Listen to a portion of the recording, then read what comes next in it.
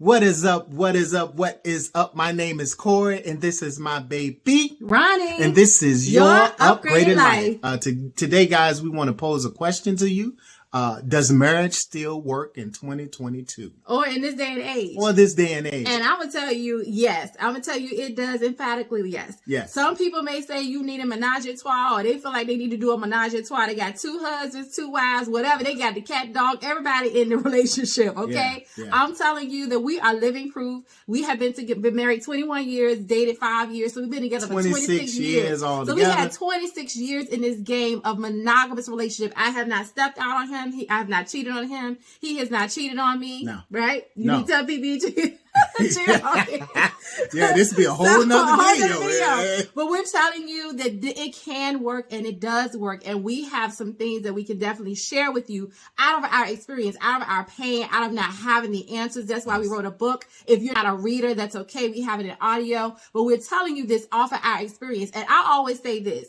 If you want something, or if you see somebody that has something that you want, or they're doing something that you want to do, you want to follow that person, or you want to listen to their advice. You don't want to take the advice of somebody that does not have the experience and has not gone through anything. And I have heard a lot of people giving advice about being in a marriage or being in a relationship, and they have not been in the longest relationship, or they're not even married. Not even married, especially being in marriage that long, or being in a relationship with a person for a very long time. So be careful who you're listening to. Be careful that you're getting your advice from somebody that has proven that it works, that proven that they can make it work, and they can give you the advice as to how, and the keys as to how they're doing it. Because basically we came up with this video because we're trying to change the narrative out there on marriage, or being in a relationship, or being in a monogamous relationship. Let's say that. That's just impossible. Right. It's not impossible. And it's not impossible. And I'm telling you this from a person that did not want to be married. My life plan, y'all, was not to be married. I never thought in a million years that I was going to be married, because I did not think it worked. You know, when I was young, I was like, I don't want to be locked down. I wanted to be single. I wanted to be flirty. I wanted to travel the world. I wanted to go see and do things.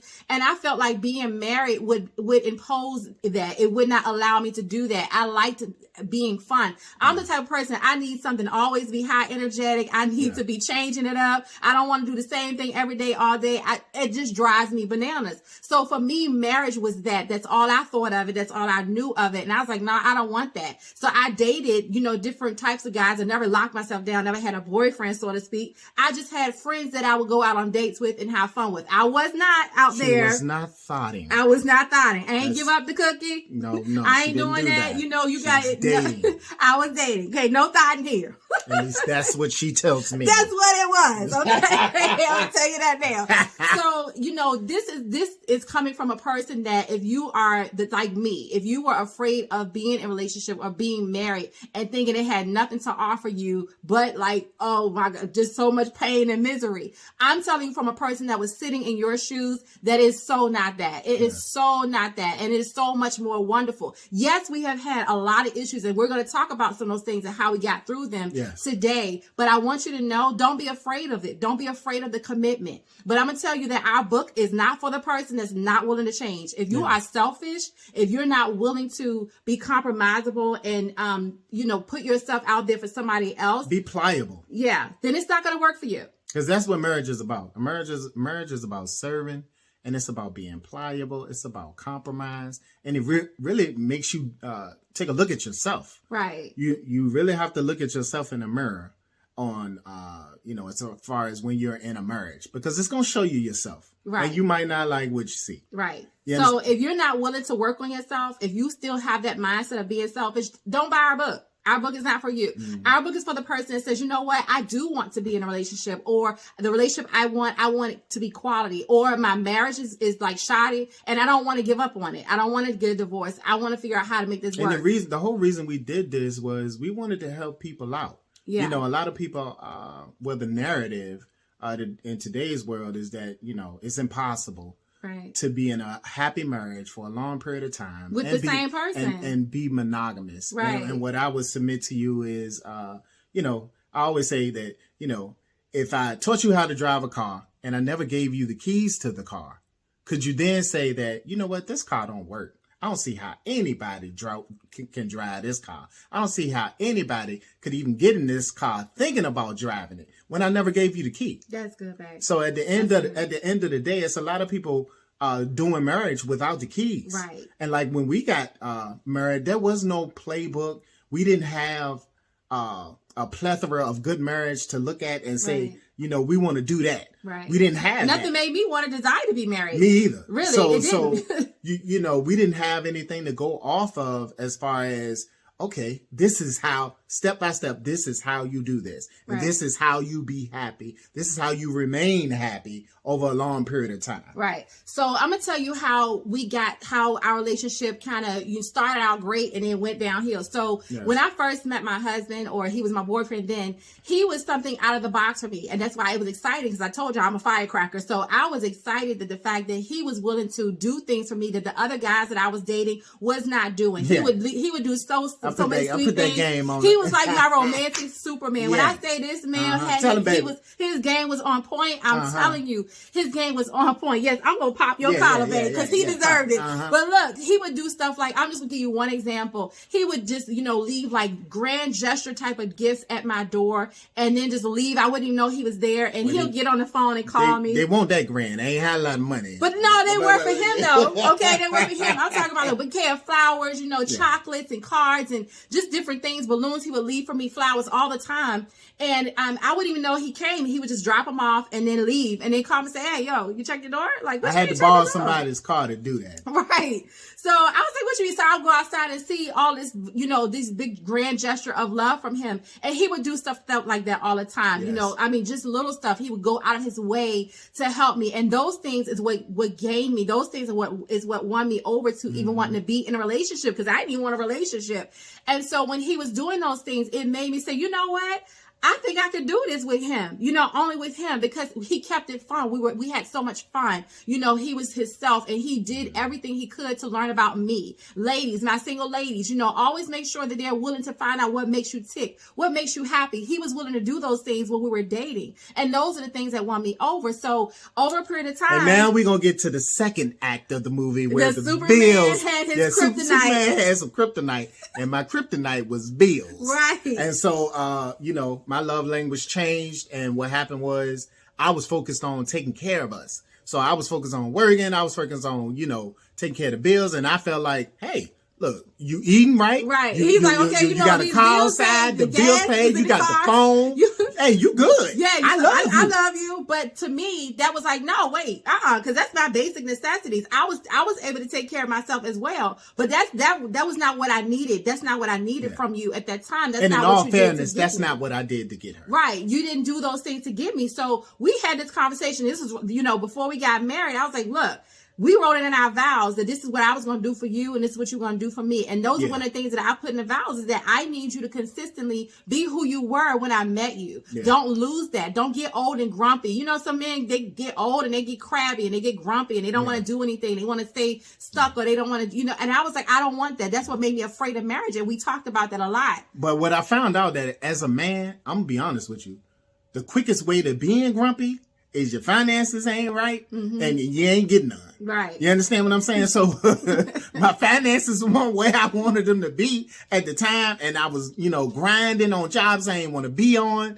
And so, I was just frustrated, might have been a little depressed. Yeah. You understand what I'm saying? And all that filtered into our relationship. And so all that showed, so he was in his own little, world. mind, in his world, being disgusted with life. And I'm sitting here trying to make everything of it. I'm trying to look on the brighter side. I'm always the cup is overflowing type of person. Yes. Not that it's half full, it's overflowing. And so it just didn't work. And so I was like, when we first got married, I was like, look, we put these in the vows and this is what you're doing. And I was like, I was getting to the point, I was like, I can't do this. I told you I didn't want to do this. And I felt like you hoodwinked me. You told me we had to talk about it. You said we was going to do this. And I feel like you got the ring on my finger and you hoodwinked me. And now I'm stuck like Chuck, looking stupid. Like, what did I get myself into? I'm just being 100% honest with y'all. So when we had those discussions, I was like, okay, look, I'm ready to bounce. I'm ready to cut you because I'll cut it quick. I was like, look, I'm ready to cut it because I can't keep doing this. I don't want to do this. I have one life and I want to continue to be happy in this one life I have. Agreed. And so at that point, we was like, either we're going to, what they say, you either going to get on the pot. Yeah. So we was like, okay, either we're going to be together or we're going to divorce. What are we going to do? And I'm going to tell you the first thing that we did before we made any decision. Some people may not want to hear this, but it's the truth and it's what works. We prayed.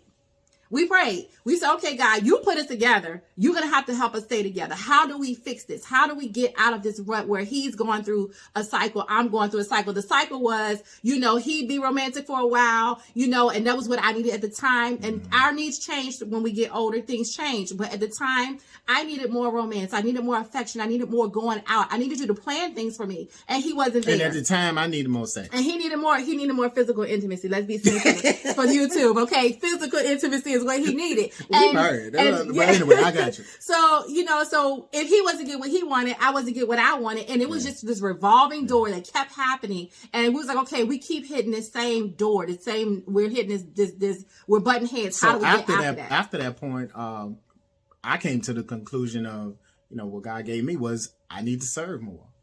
I need to serve more, and I need to serve with a heart of not wanting nothing in return. Right. Because all of my serving up until that point, I was only doing things to get something from her.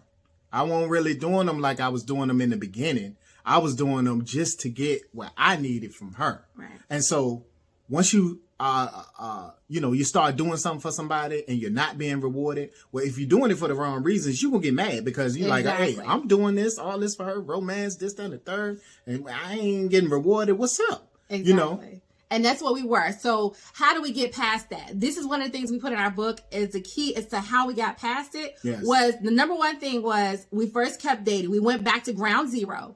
And we said, okay, you know what, let's date. And you have to be patient with each other when you have to start over, especially if you're in a long-term relationship and things have just gotten so bad in your relationship, you're ready to call it quits. You have to forgive. You have to forgive. And when we saying forgive, we talking about not bring it up in the next argument. We talking about forgive completely. Right. So that means it's gone. We starting over. Right. So a lot of people can't do that. Now what happened was after we started dating, we started back at ground zero. Mm-hmm. We started dating. We had to be patient with each other. We had to have the conversation about all the things that made us have these walls. Because I had major walls of y'all. I did too.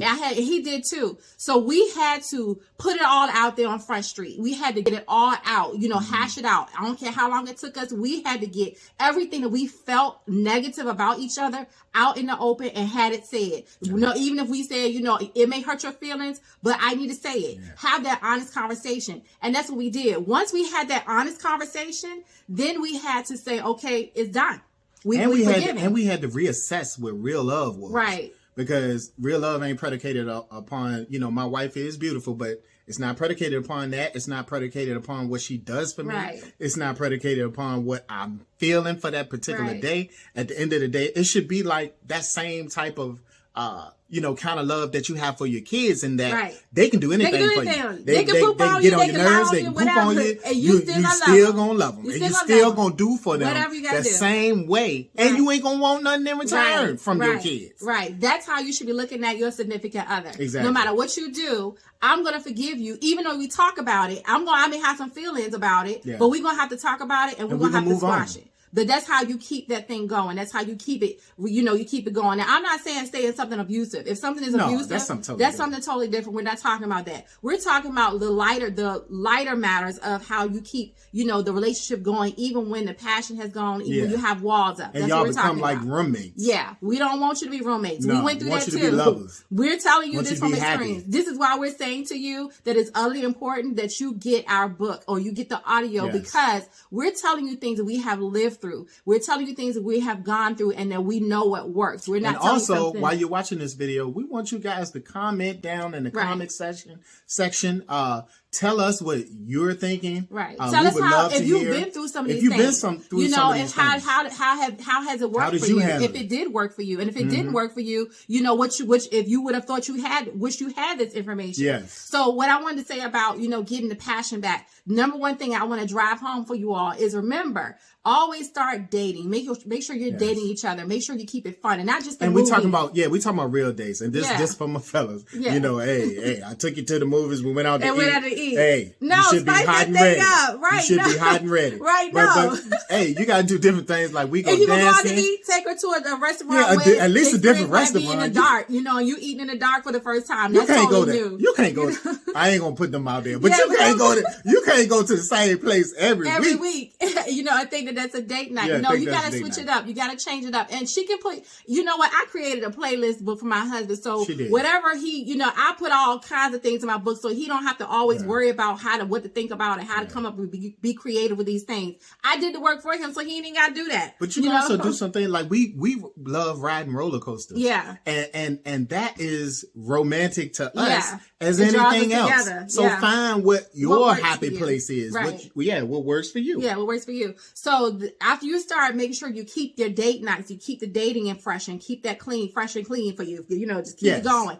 Make sure you forgive. Okay. Make sure you forgive the person that whatever they've done, you talk about it, hash it out, forgive it. But the other thing that I want to make sure. Well, let me interject real quick. If you do not forgive, what happens is if they do anything that reminds you of your hurt, all the work that you guys have done will be over with. And you got to start again from zero. And that's what happened. That's how you get back in those cycles of, okay, we hitting button heads and I'm ready to be out because I don't know what to do. You know, stop. Once you start something, be consistent with each other. You know, be consistent. And like I said, be patient, but be consistent because that's what's going to help you. That's what's going to help keep that glue, that date night, that connection, that physical intimacy. All those things will all come if you do what we're telling you to do. If you keep the date nights, if you keep forgiving, I don't care what he's done. We're going to talk about it. I'm going to move on. I'm going to focus on the things that makes me love him, the things that makes me attracted to him. You know, the things that keeps him. Like I have been with this man for so long and y'all, he's still fine. To me, he is still fine. I still want to be with him. And I'm telling you, we've been in this marriage thing. We've been in this game. We've been together all day, every day, pretty much the entire time. We do business together. We you know, foster parents. So we're not talking to you from a couple that, we go to work, you know, or we have jobs separately and then we come home in the evening and we see each other for a couple of hours and then we gone on and, you know, and that's our day. No, we're together all day, every day, business, kids, everything. So we're telling you from experience that it can work. It can work. And you can do it. And you can still be in love because I'm madly in love with this man. And we want to show the world that the narrative is a lie. It can work when done right. And you don't need a relationships can work. You don't need a threesome. You don't need to do the two husbands, two wives. You don't need to do that. I'm a man. I get it. I get where that comes from. And there's a lot of men on YouTube, single men, telling you how to be in a relationship. Well, all I can tell you is that I'm coming from somebody that's been in a relationship for 26 years. It can be done. And I'm a real dude. Yeah. You understand? Yeah. I'm not out here simping or nothing like that. I'm a real dude. You understand what I'm saying? And I'm in love with this woman. I'm passionately in love with this woman.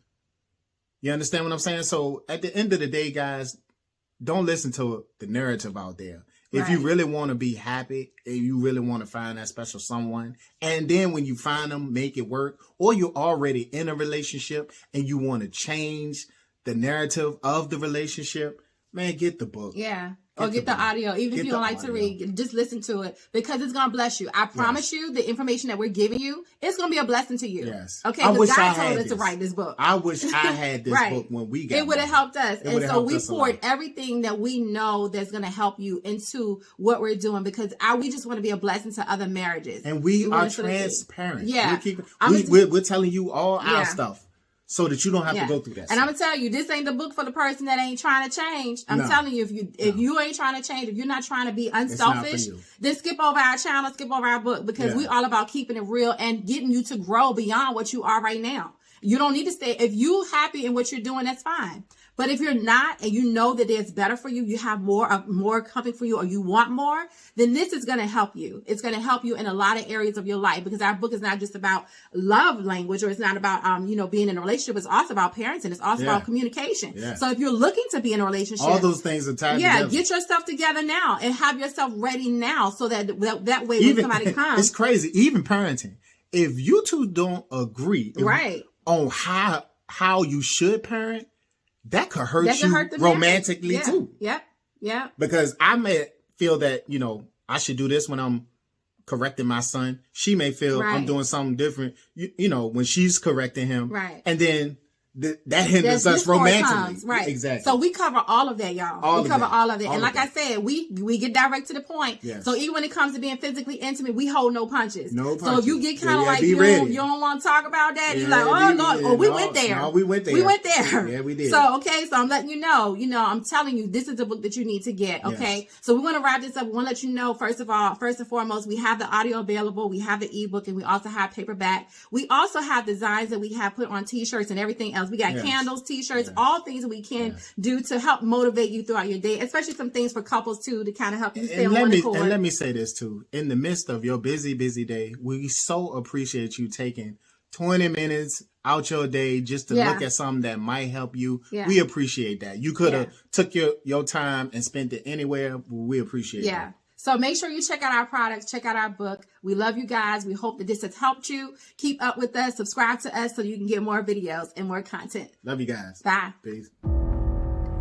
When spouses get bored, fail to communicate, or struggle to balance parenting and marriage can feel like an impossible challenge. And spouses think the only solution is to end their story. Is there a secret to a happy marriage? Rather than feeling like a failure or rushing straight toward divorce,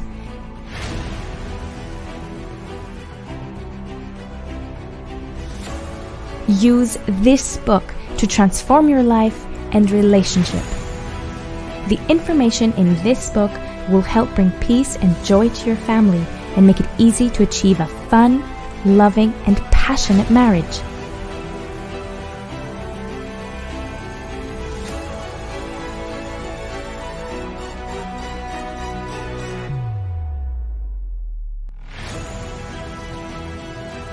Get your copy now.